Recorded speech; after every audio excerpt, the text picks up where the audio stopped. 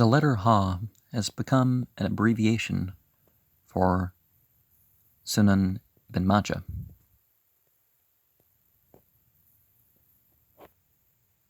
Narration 261 says that a person who memorizes knowledge and then withholds it will be bridled with fire on the day of judgment.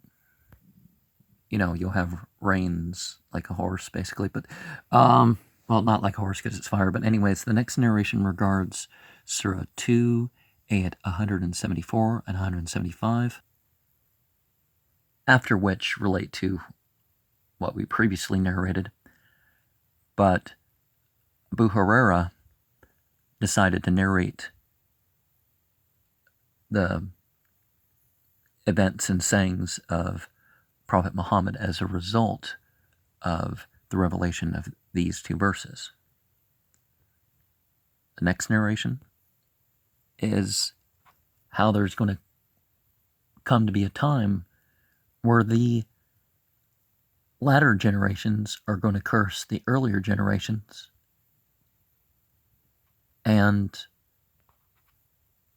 the people who conceal the narrations are going to be counted just the same as those who concealed the revelations. So, you know, the events and stuff, that's the inspiration, and the revelations, the Quran. And then the next narration after that is that it's the person who's asked about knowledge and decides to conceal it. We have the Semitic word root kahan, and kahan is the access controlling speech, the person who controls or directs the knowledge in a way that, you know, they're like, well, I have the authority, so I'm going to tell you what I'm going to tell you, that sort of thing. You know, now you don't tell everybody your dreams or whatever, but you know what that implies. It's not just any priest, and it's used as the word for kahan is used for as a word for soothsayer as a result of that. So it's that same category, I guess. And 265 strengthens that by, you know, those who conceal the beneficial knowledge, you know, the knowledge that keeps people more or brings them more to the system of judgment, which is a way of translating the word for religion, because we think, oh, a church and all that stuff, and religion's bigger than that. Narration 504 tells us that for the pre-cum, you have, you know, male or female, ablution is needed, you know, and when you do ablution, you clean the stuff off your private parts too. But but if it's the ejaculant, then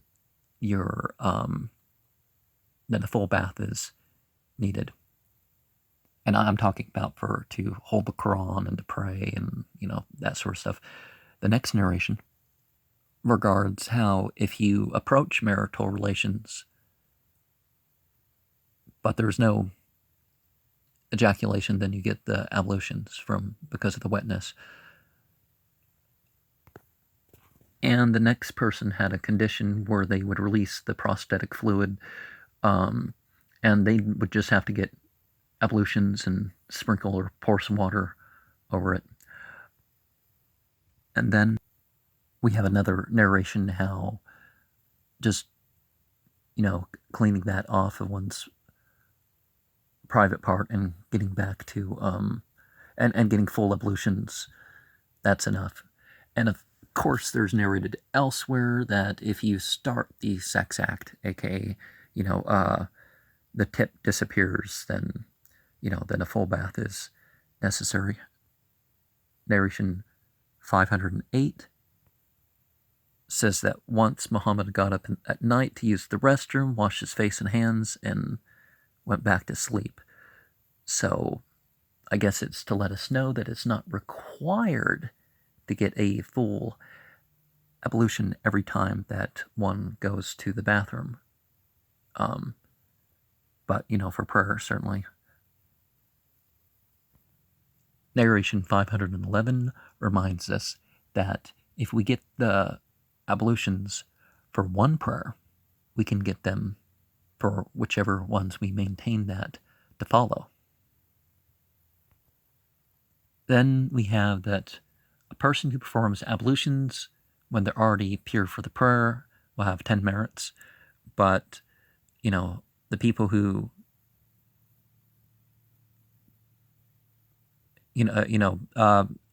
one thing that's implied is when you go, when you're staying in the masjid for a lecture or whatever, you get the reward of staying in the masjid.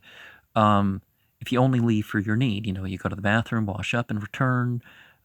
You have to go get food somewhere, and I'm not talking about you go off to the restaurant and dilly-dally and talk and all that. Narration 513 reminds us not to worry about what we sense during our prayer about having lost our ablutions unless we hear such a sound or, have such a smell. Of course, if my stomach, you don't notice necessarily with another person where the sound is coming from. So if some